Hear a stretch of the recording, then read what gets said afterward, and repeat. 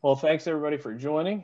This is the usual setup we have here from the bubble. So it's the webinar function. Just I see that some of you are already raising your hands. So that's how we'll get moving here. And then when I call on you, you won't unmute yourself. I will prompt you to unmute. You get your question, and then we'll keep going. So without further ado, first question for Justin's coming from Paul Hudrick with 97.3.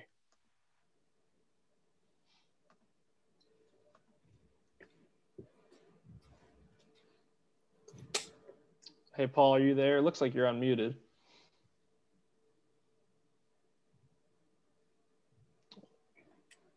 Paul, we'll come back to you. We're going to go to Christian Winfield with the New York Daily News.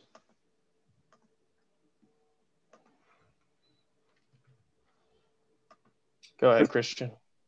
Hey, Justin. Christian Winfield here with the Daily News in New York. How you doing, man? I'm good. How are you? I'm doing well. Can you just reflect on your time in the bubble in Brooklyn and what you learned or gained from that experience that you can take going forward here with the Sixers? Yeah, I mean, super thankful for the opportunity from the Nets organization. Was in their G League organization for a little bit. They called me up for a 10-day, and once our season ended in March, we didn't really know what was going to be next, and they gave me a call once we realized there was going to be a bubble.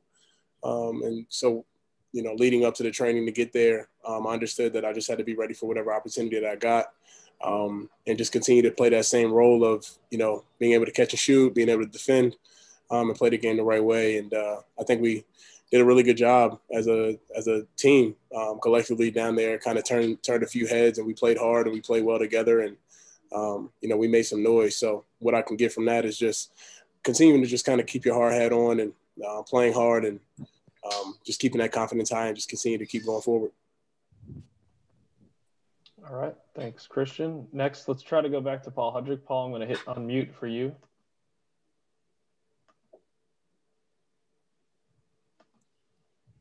Doesn't seem to be cooperating. Can you guys hear me now? Yes, we got you, Paul. All right. Sorry about that, guys. Justin, welcome back, man. Just wanted to know for you with Philly coming back here, what was it that made it so attractive for you? Was it a chance for playing time? Was it maybe to reunite with Joel Embiid and Ben Simmons? What kind of stood out to you most? Thanks for the welcome, Paul. I'm glad to be back. The energy remained the same when I came in here. This is an organization that, in my personal opinion, I feel like it's so close. I think Joel and Ben are one of the best duos, if not the best duo in the league right now, with their youth and their hunger to try to win. So when I got the opportunity, just talking to Daryl and my agent, kind of keeping constant communication with me, there was interest when he was in Houston as well. And then obviously here feels like home. So for those two things to come together and mash, obviously with Joel playing a huge part in that, me talking to him throughout the bubble, hanging out with him in the bubble, and talking to him during this quarantine, just letting him know that, I'm a free agent. I want to be able to come and be a part of this and try to help this team win. All the things just kind of came together at the right time, and I'm just thankful for the opportunity. But it's time to get to work. I mean, this is a team that's really close, like I said, and I have to come in and do my part whenever my opportunity and my number is called, and I'm excited and ready to do that. Thank you. Next, we'll go to Mark Narducci with the Inquirer. Justin, could you talk about your defensive? Is that really what you're going to hang your hat on here and hoping to get some minutes? Your defensive ability. Yeah, I mean, between being a defensive stopper in my position, being able to guard multiple positions 1 through 4. There were times in the bubble where I was guarding the 5. Being able to guard all over the floor and switch and be able to use my length and my strength and my athleticism. I think absolutely I want to hang my hat on defense first. I mean, I've been defensive minded for a little while now, obviously under Tony Bennett back when I was in college, which feels like forever ago now. But hanging my hat on defense is absolutely something. And then being able to space the floor and being able to shoot the ball is something that I have to also be able to do in order to help this team on both ends. So being able to space and just understanding the game and understanding the NBA game where it is right now, I think being able to use that to my advantage offensively is good for me as well. Okay, thank you. Next up is Sean Barnard with the Philadelphia Sports Network. Justin, could you talk a little bit about your relationship with Joel Embiid, and was that part of the reason for coming back? It's absolutely one of the big reasons of wanting to be here. when I found out and everything, he shot me a text and was like, "Let's go." I was like, "Let's do this, man." Like, I mean, it's not really much to talk about. I mean, it's just like any other really close friend that we all have. I consider him a brother. Known him for a long time now. Before we both came into the NBA, I think he's the most dominant big in the NBA. And one of my favorite things to do is push him. I think he has potential to really go and make some noise this year. I think he's hungrier than ever. And so that's what friends do. And for him, he pushes me as well to be the best, continue to train, work hard or whatever. But it's kind of weird talking about an authentic relationship, especially to people who don't really understand it. So, I mean, that's my boy. That's my dog. Do we have any further questions for Justin? I'm just looking for hands, everyone. So if not, I'm going to say going once, going twice. Yep, we got one come in from Austin Krell with the painted lines. Go ahead, Austin.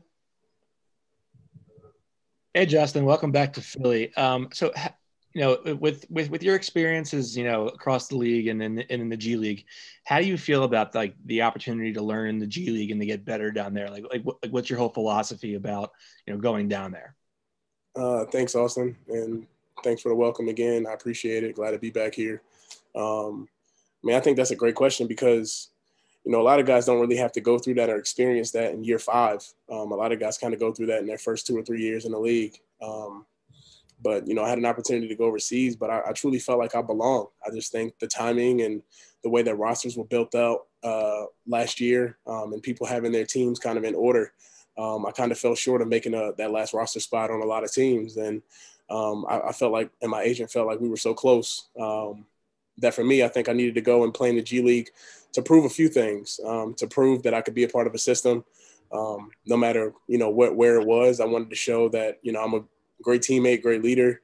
Whatever I need to do, being able to show up and doing that, like whether it was guarding the best player or being, passing, facilitating, doing the little things. And I felt like if I put 2 feet into being in the G League and showing that I could play at a high level there, I could prove my worth because of my time in the league and my knowledge of the game. So it was a tough decision to say the least. I think I was like the least paid player on the team. And so all of that stuff was an experience and not necessarily saying that I needed humbling, but it was a humbling experience, being able to go from flying private to having to fly commercial and, driving on a bus, long hours to different cities. Those things just kind of allow you and force you to grow in different ways that you never really known before. So being able to be here now, it's a different type of taking advantage of the opportunity. It's more about the work that I've put in and trusting the work that I've put in to try to be a small piece of a major puzzle. Thanks. Next, let's go to Keith Pompeo with the Inquirer. Hey, what's up, Justin? How you been, man? What's up, Keith? So I was about to ask you the same thing the guy just did, similar question, but how has that changed you, the experience that you went through? Because, first round pick, at Virginia, and then you had to go through that, like you said, in year 5. How has that made you think a hungrier player, a better player coming and leading into this season? Keith, I'd be lying if I said like I didn't have like nights where I literally didn't sleep because I was just in a different lifestyle. I was in a different environment. I was staying in a Homewood Suites instead of staying at the local Ritz. I was staying in the outskirts of a city rather than staying downtown. I mean, it was just a major lifestyle change. But like I said, like how it's changed me is just like it's a different experience that you really can't prepare for. You just have to grow through. I signed up for it. I committed to it. I didn't go there with saying like, I'm going to go and score this amount of points or do this in order to get called up. I said, I'm going to go here and try to help this team get better and try to be at my best and try to lead the younger guys that were, on those teams. But at the same time, it was also scaling back and taking a step back and being coached and not trying to be maybe a know-it-all or whatever the case may be.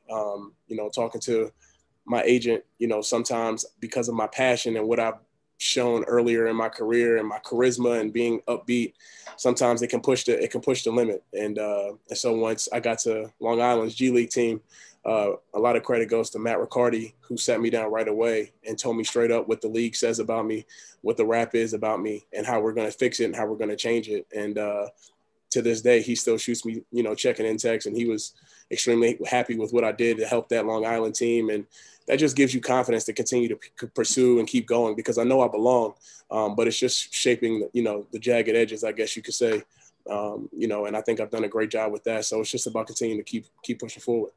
What did the league say about you? What was your rep? I think honestly, it was just something that I think that I write on my wall and kind of just keep it to myself. I know who I am. I know what I stand for, and I know I want to win. So I'm on a mission to try to prove that rather than to dwell on whatever someone else had to say. Okay. Good luck with everything, man. Thanks, Keith. Next up, we're going to go to Kai Carlin with Sixers Wire. Hey, what's up, Justin? How are you? I'm doing good. How are you? All right. So you're coming in here on a partially guaranteed contract. You're going to have to fight to earn a spot on this roster. What's that competition like when it comes to training camp? Like, even though these guys are technically your teammates, you're kind of fighting with these guys to kind of make the roster. So what's that like? I'm not really sure yet, because we haven't had a chance to compete and be around each other. We're still working in like really, really small groups. So I haven't even been around the entire team. But I can imagine it's been what it's been for my entire career. Everybody's competing for playing time. It's just about the work ethic. It's just about being able to know the game and understand the game at a level that that we need to play at. And just, being ready for whatever opportunity given. We obviously know who the head of this team is, and Ben and Joe, and being able to coexist and play with those guys. But as far as the competition, I think that weaves itself out. I just want to make sure that I'm ready for every opportunity that I'm given. Thank you, Justin. Thank you. Next up, we've got D-Line with the Fanatic. Sorry about that. Justin, welcome back. I'm curious, like specifically on court performance wise, if you worked on something in the G League last year that you knew was separating you from being maybe that last guy on all of those rosters and not. So was there anything specific that you really wanted to get better at or do more consistently? I just think that as I matured a little bit, going through that experience, and Sean Fine and Jama and Raptors 905, like those guys really put me in position to do what I do best. And that's catch and shoot, being able to space the floor, being able to guard multiple positions. But doing those things night in and night out, giving more minutes, giving more opportunity each and every night, I think that's what helped, a lot of with being given this opportunity.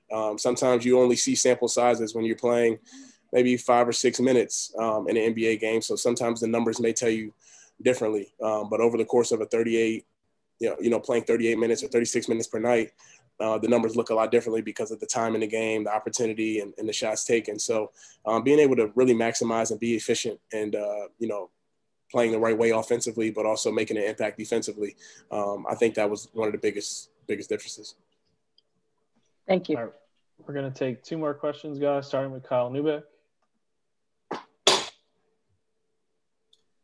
What's up, Justin? Welcome back, man. I'm curious because I believe you signed with the Nets in, I want to say, mid-July to join them for the bubble. And so up until then, like, what was your, I guess, prep work like? Because not being with a team, I can imagine with COVID and everything, it might have been a little more difficult to, get in a facility and get work in compared to guys who were already on, NBA rosters at the time. Yeah, luckily I was in Atlanta. I had a few trainers. Jeremiah's in Atlanta, Boswell, Abe Millsap. We're doing my on-court player development, being able to use Fusionetics for strength training, and being able to use Lily at DSA. Just being able to use these resources and get individual workouts because of the COVID situation really worked to my advantage. It allowed me to stay ready and stay in shape. Talking to a lot of colleagues and other people in the NBA, like they weren't able to do anything based off of their city and their location. So some guys had more of a privilege and advantage than others based off of the restrictions of that city that they lived in or whatever the case may be.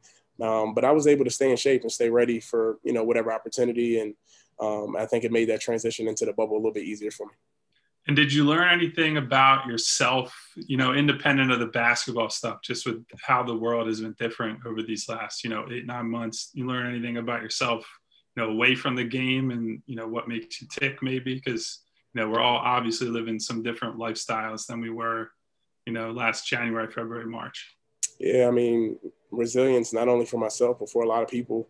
We're all going through this pandemic. We're all going through some social change. We're all going through presidential change. There's a lot of talk about a lot of these things that were going on. It almost felt like all in one. And I think a lot of the world has tried to figure out a way to survive in advance, if you will, or continue to be resilient during these times. And a lot of groups and a lot of people are coming together, while there are some that are still being torn apart. I mean, there's a lot of people who are fighting through their circumstances and working that much harder, whether it's finding side jobs or finding new things to do or create. A lot of people in my circle, I continue to encourage coming out of this, pandemic or coming out of this situation in general, somehow better, picking up something new. So, how I've changed personally, I mean, it's just maturity, it's growth. I mean, we spent more time as NBA players with ourselves than we have probably since we were all in middle school or, earlier than that, because, that high school basketball journey is a rat race, straight to college, it's a rat race, and then straight to the pros. But this is a longer gap and a longer, break than usual. And, looking back, I'm just really excited about how I took advantage of it personally. But we're still kind of in the middle of it. So it's kind of still trying to stay strong and, keep your eyes forward and kind of keep going and put myself in a position to continue to try to get better during this time. Thanks, Justin. Best of luck, man. Thanks, Kyle. All right. And now we're on our last ones. David Esther from Philly Sports Network. Go ahead, Dave. Hey, Justin. Welcome back to Philly, man. It's been a couple years since you were last with the Sixers, and obviously they've switched up the roster. They switched up the front office a little bit, the coaching staff. Do you expect things to be similar to your time previously with the team, or do you expect it to be quite different moving forward? I expect it to be quite different. I mean, we got a better Ben. We got a better Joel. We got – everybody's grown. I mean, it's not 2000 and what was that, 17, 18. It's not that time. So I would expect it to be different in a lot of different ways. It's growth. I mean, it's the NBA. Nobody has time to wait for anything. It's constant movement forward and progression to try to win a championship.